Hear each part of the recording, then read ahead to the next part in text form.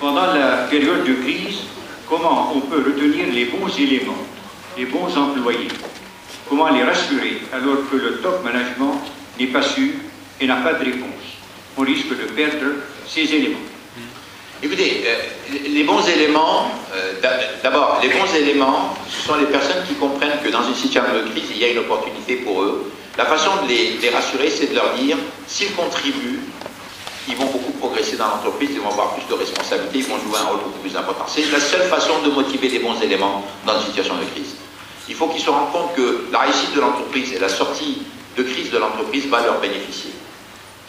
Dans le cadre de Nissan, ce qu'on avait fait en 1999, quand l'entreprise était en difficulté, comme vous le savez, on a annoncé le Nissan Revival Plan, et la bourse avait applaudi en disant c'est remarquable, c'est exactement ce qu'il fallait faire, Nissan n'a jamais fait ça, ça va marcher, et entre-temps, le cours de l'action a baissé de 50%. Parce qu'ils avaient peur que finalement on ne fasse pas ce qu'on a dit qu'on allait faire, et qu'on n'obtienne pas les résultats qu'on allait obtenir, donc le cours de l'action s'est dégradé.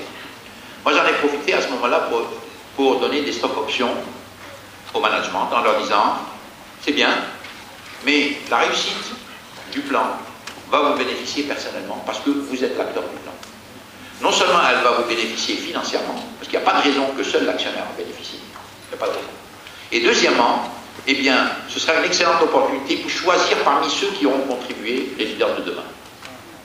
Et c'est très vrai qu'aujourd'hui le comité exécutif de Nissan est fait essentiellement par des gens qui ont beaucoup contribué pendant la crise 1999-2000. Donc le leadership de l'entreprise est assuré par ceux qui ont contribué à la solution de la crise. Donc moi ce que je dis c'est que, il faut s'assurer que les bons incentives financiers sont sur la table et que les gens les comprennent. C'est-à-dire que la crise, c'est pas... La solution de la crise, c'est pas quelque chose qui est théorique, c'est quelque chose qui va leur bénéficier personnellement, numéro un. Numéro deux, que ça va leur ouvrir des perspectives